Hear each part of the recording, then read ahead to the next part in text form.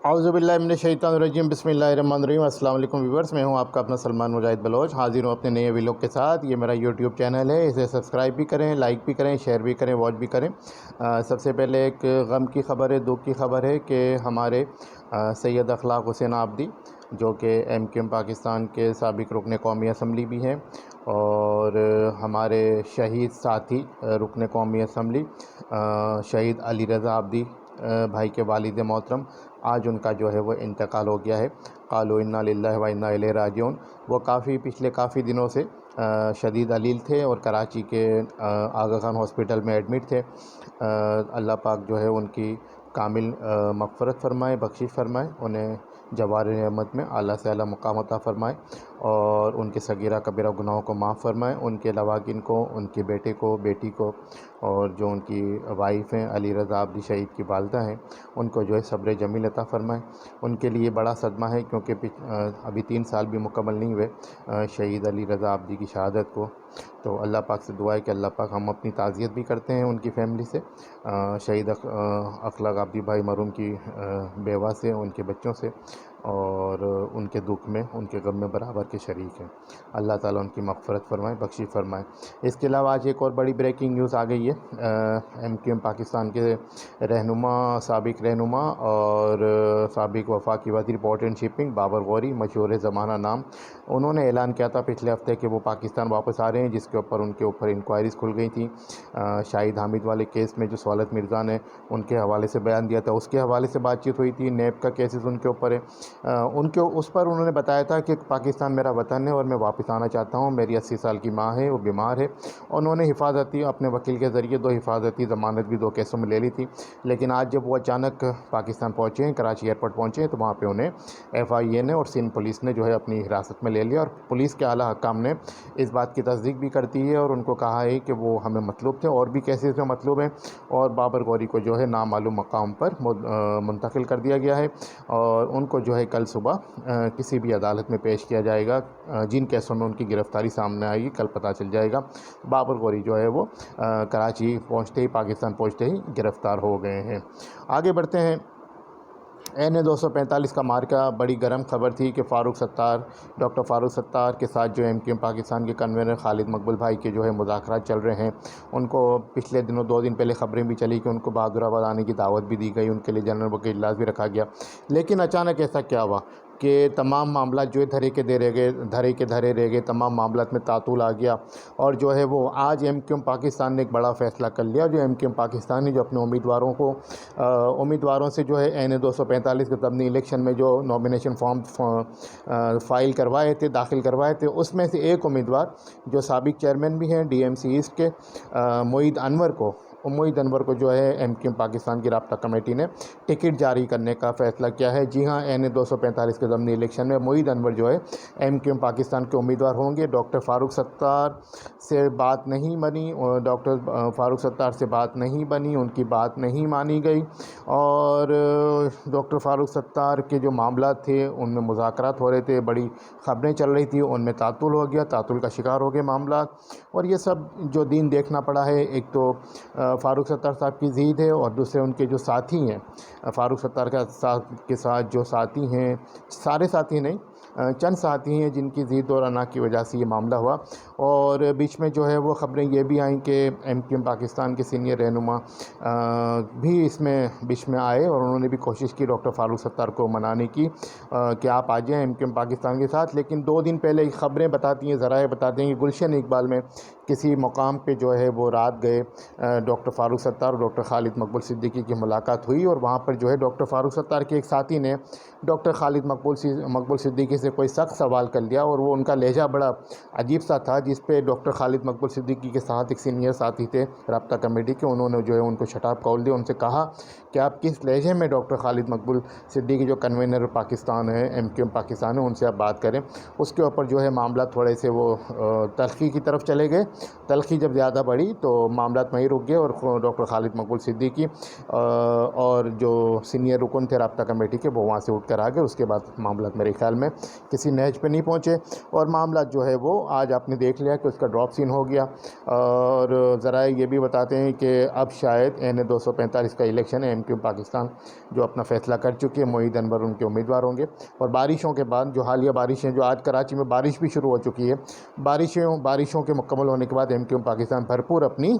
انتخابی مہم کا آغاز کرے گی۔ اسی کے ساتھ ساتھ کراچی میں بلدیاتی انتخابات کا مرحلہ بھی جاری و ساری ہے۔ 24 جولائی کو، اسی مہینے کی 24 جولائی کو بلدیاتی انتخابات بھی ہونے شہر کراچی میں اور حیدرآباد میں، اور 27 جولائی کو این 245 کا ضمنی الیکشن ہونا ہے۔ ایم پاکستان پہ دوہری ذمہ داری ہے، ڈبل ذمہ داری ہے، اور رسپانسبلٹی بہت بڑھ گئی ہے تمام ذمہ داران کی، کارکنان کی، اور تو اس حوالے سے ایم پاکستان اپنی بھرپور تیاریاں کر رہی ہے، اور ایم پاکستان دونوں الیکشن کے لیے جا رہی ہے اور اپنی تیاریاں مکمل کر چکی ہے، اور مکمل کر کے جو ہے وہ میدان میں فیلڈ میں اتر چکی ہے۔ اس کے علاوہ آگے بڑھتے ہیں، عمران خان صاحب کے حوالے سے ایک اور خبر آ گئی ہے کہ آج ڈاکٹر شیریں مزاری نے ایک پریس کانفرنس میں کہا کہ عمران خان صاحب کے فون ٹیپ کیے جا رہے ہیں، یعنی سابق وزیر اعظم پاکستان کے فون ٹیپ کیے جا رہے ہیں یا فون ٹیپ کیے جا رہے تھے، جس پہ شیریں مزاری نے کہا ہے کہ یہ بھی نیوٹرلز کا کام ہے، اور نیوٹرلز کو ایسا نہیں کرنا چاہیے۔ نیوٹرل سے مراد ان کی جو ہے، انہوں نے اسٹیبلشمنٹ کا اور فوج کا اور ISI کا ایک نام رکھ دیا ہے جسے وہ نیوٹرل کہتے ہیں، لیکن کوئی بھی ان کو پوچھنے والا نہیں ہے کہ اپنی فوج کا، اپنی اسٹیبلشمنٹ کا آپ اس طرح سے مذاق اڑا رہے ہیں، تنزیہ نام لے رہے ہیں ان کا۔ تو ہم ان کو یہی کہتے ہیں کہ آپ خیال کیجئے اور اپنی فوج کے خلاف اس قسم کی باتیں نہ کیجئے کہ۔ اور میں آپ کو ایک اور بات بتاؤں کہ عمران خان صاحب جب وزیر اعظم تھے، وہ اپنے ایک انٹرویو میں یا 2 انٹرویو میں اس بات کو برملا کہہ چکے ہیں کہ جو ملک کی ایجنسیز ہوتی ہیں، جو یا ملک پاکستان کی جو ISI ہے، وہ وزیر اعظم کی ہر بات سے باخبر ہوتی ہے، وزیر اعظم کی ہر گفتگو ان کے علم میں ہوتی ہے، اور اس کا ریزن انہوں نے یہ دیا تھا کہ جو ہے وہ سیکورٹی کے بھی معاملات ہوتے ہیں، جس کی وجہ سے ایجنسیز جو ہے وہ وزیر اعظم کے گفتگو سنتی ہے، فون ٹیپ کرتی ہے، اور ان کے علم میں ہوتا ہے، اور وزیر اعظم کو سیکیور کرنا ہوتا ہے۔ تو عمران خان صاحب اس بات کا خود اعتراف کر چکے ہیں۔ تو اب یہ کس قسم کا سوال ہے کہ جو ہے وہ نیوٹرلز یا اسٹیبلشمنٹ یا ایجنسی جو ہے ISI جو ہے وہ عمران خان صاحب کے فون ٹیپ کر رہی ہے، اس کی جو ہے یہ تمہید باندھی جا رہی ہے، کیونکہ آج ایک بڑی خبر گرم تھی اسلام آباد میں کہ جو وزیر اعظم، سابق وزیر اعظم عمران خان صاحب، جو ان کے پرنسپل سیکرٹری تھے اعظم خان، جن کا بڑا کردار رہا عمران خان صاحب کے ساتھ، اور انہوں نے اعظم خان کے علاوہ کسی کی نہیں سنی۔ اعظم خان کے اور عمران خان صاحب کی ایک آڈیو کال بھی لیک ہونے جا رہی ہے یا لیک ہونے والی ہے، جس میں مبینہ طور پہ عمران خان صاحب یہ گفتگو فرما رہے ہیں کہ اب تو ہمارے پلے کچھ نہیں بچا، اب تو ہمارے پاس کوئی کہنے کو بات نہیں ہے، تو چلیں جو اسنائفر آیا ہے، اسنائفر پہ جو ہے کھیلتے ہیں، اسنائفر پہ جو ہے بیانیہ بناتے ہیں، لیٹس پلے وتھ، وہ یہ جملہ استعمال کیا گیا ہے عمران خان صاحب کی طرف سے کہ لیٹس پلے وتھ اسنائفر، یعنی کہ بیانیہ بناتے ہیں کہ امریکن سازش ہوئی، یہاں باہر کی سازش ہوئی ہماری حکومت کو گرانے کے لیے، یہاں کے لوگ ملے، اسٹیبلشمنٹ ملی، نیوٹرل ملے، وہ بھی سازش میں آئے اور سب غدار ہو گئے، غداروں نے مل کے یہ جو ہے وہ عمران خان صاحب کی حکومت گرا دی۔ تو عمران خان صاحب کی مبینہ آڈیو لیک بھی جو ہے وہ ہونے جا رہی ہے، آنے والی ہے اعظم خان صاحب کے ساتھ، اس لیے شاید یہ تمہید باندھی جا رہی ہے پہلے سے کہ عمران خان صاحب کے فون ٹیپ ہو رہے تھے یا ہو رہے ہیں۔ اسی کے ساتھ ایک اور بری خبر ہے کراچی والوں کے لیے کہ نیپرا نے جو ہے وہ کے الیکٹرک کو مئی کے ماہ سے جو ہے وہ مئی 2022 کے ماہ سے جو ہے وہ تقریباً 10 روپے فی یونٹ بڑھانے کی اجازت دے دی ہے۔ جی ہاں، ایک اور بری خبر ہے، اور یہ کراچی والوں پہ قیامت بن کے گری ہے کہ پچھلے 1.5 سے 2 ماہ میں نیپرا جو ہے 3 سے 4 دفعہ کے الیکٹرک کو جو ہے وہ اپنے پرائسز بڑھانے کی یا فیول ایڈجسٹمنٹ کے حوالے سے پرائسز بڑھانے کی اجازت دے چکا ہے۔ اور میں پہلے بھی آپ کو بتا چکا ہوں کہ نیپرا کا اور کے الیکٹرک کا بڑا جو ہے وہ ایک نیکسس ہے، کیونکہ جو نیپرا کے جو افسران ہیں جو بیٹھے ہوئے جو ریٹائر ہوتے ہیں، ریٹائر ہونے کے بعد وہ کے الیکٹرک میں آ جاتے ہیں، اور یہاں پہ ہائی پوزیشن پہ آ کے ان کو جو ہے وہ جاب دے دی جاتی ہیں، کوئی ڈائریکٹر لگ جاتا ہے، کوئی یہاں پہ MD لگ جاتا ہے، اسی طرح سے کوئی یہاں پہ ایگزیکٹو لگ جاتا ہے۔ تو اس حوالے سے وہ اپنے فیوچر کو سیکیور کرتے ہیں نیپرا کے افسران، اور کے الیکٹرک کو ہر طرح سے فیسیلیٹیٹ کرتے ہیں۔ آج ایک بم گرا دیا گیا، پھر سے ایک بجلی گرا دی گئی، بجلی کا بم گرا دیا کراچی والوں پہ، اور اس حوالے سے جو یہ اضافہ کیا گیا ہے تقریباً 10 روپے کا، تو کراچی والوں کو جو ہے وہ 19 ارب 30 کروڑ روپے کا اضافی بوجھ جو ہے وہ برداشت کرنا پڑے گا کہ الیکٹرک کے حوالے سے، اور یہ تمام بوجھ جو ہے کراچی کے شہریوں پہ، کراچی کے رہائشیوں پہ پڑے گا، اور جو پہلے ہی گرمی سے پریشان ہیں، پہلے ہی لوڈ شیڈنگ سے پریشان ہیں، پہلے ہی پانی نہ ہونے کی وجہ سے پریشان ہیں، پہلے ہی ڈاکوؤں سے پریشان ہیں، پہلے ہی کراچی کے شہری اسٹریٹ کرمنل سے پریشان ہیں، پہلے ہی کراچی کے جو شہری ہیں یہاں پہ مافیا سے پریشان ہیں، لینڈ مافیا سے پریشان ہیں، پتہ نہیں کتنے مافیاز یہاں پہ کام کر رہے ہیں، ڈرگ مافیا سب سے پریشان ہیں۔ اب کے الیکٹرک جو ہے ایک اور سب سے بڑا مافیا بن کے، سب سے بڑا سفید ہاتھی بن کے کراچی والوں پہ مسلط ہو چکا ہے، اور ایک دفعہ سے پھر جو ہے اس کو 10 روپے بڑھانے کی اجازت دے دی گئی ہے، تقریباً 10 روپے نیپرا کی جانب سے، اور اس سے جو مزید جو کے الیکٹرک کو جو فائدہ ہوگا وہ 19 ارب 30 کروڑ روپے کا ہوگا، اور جو شہر جو کراچی کے جو انڈسٹریلسٹ ہیں، کراچی کے جو بزنس مین ہیں، کراچی کے جو تاجر ہیں، یا کراچی کے جو رہنے والے رہائشی، ان سب پہ یہ بوجھ پڑے گا۔ تو خدا کے واسطے وزیر اعظم شہباز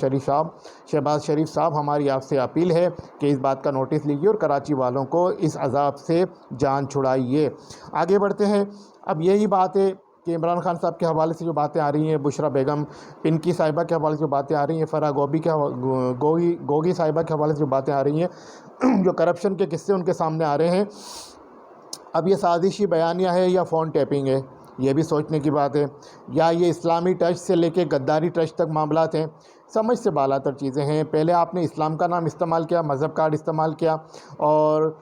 اپنی حکومت کو، اپنی کرسی کو دوام بخشنے کے لیے، اور آپ نے دیکھا ہوگا کہ لانگ مارچ کے درمیان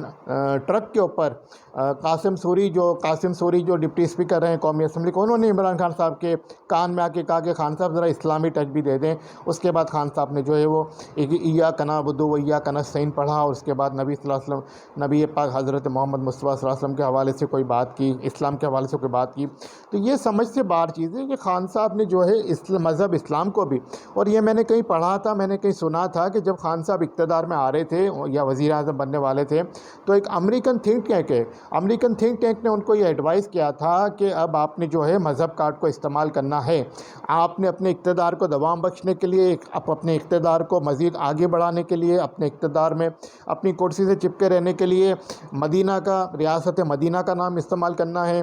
دین اسلام کا نام استعمال کرنا ہے، مذہب کا نام استعمال کرنا ہے، مسلمانوں کا نام استعمال کرنا ہے۔ اور خان صاحب نے بڑی خوبی سے کیا۔ وہ الگ بات ہے کہ خان صاحب خاتم النبیین حضرت محمد مصطفیٰ صلی اللہ علیہ وسلم کا پورا نام نہیں لے سکتے، وہ الگ بات ہے خان صاحب صلی اللہ علیہ وآلہ وسلم پورا نہیں پڑھ سکتے، درود پاک پورا نہیں پڑھ سکتے، لیکن انہوں نے مذہب کا نام، ریاست مدینہ کا نام اپنی حکومت کو دوام بخشنے کے لیے استعمال کیا۔ اور اسی طرح سے بشرا بی بی کا جو آڈیو اسکینڈل جو آیا ہے، جو 2 دن سے جو ایک آڈیو لیک چل رہا ہے، جو ارسلان خالد کو جو ہدایت دے رہی ہیں، اس میں آج حامد میر صاحب نے اپنے شو میں یہ انکشاف کر دیا ہے کہ اس آڈیو کا آلریڈی فورنزک ٹیسٹ ہو چکا ہے، اور یہ آواز جو ہے وہ فورنزک رپورٹ کے مطابق بشرا بی بی کی ہے، جن کو یہ کہا جاتا ہے کہ ان کا کوئی سیاسی کردار نہیں تھا، نہ ہے، وہ ایک گھریلو خاتون ہے۔ اس بیانیے کو بھی آگے بڑھایا گیا، لیکن اس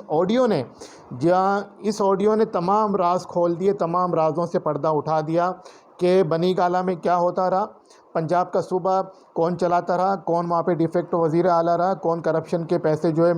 کرپشن کی جو منٹیٹ بنی تھی اس کو لیتا رہا، کون ملک سے باہر بیٹھتا رہا، کون فیصلہ کرتا رہا، کون فائلوں پہ سائن کرتا رہا۔ بلکہ عثمان کاردار نے تو یہ بھی کہا کہ خان صاحب کے فون بھی جو ہے وہ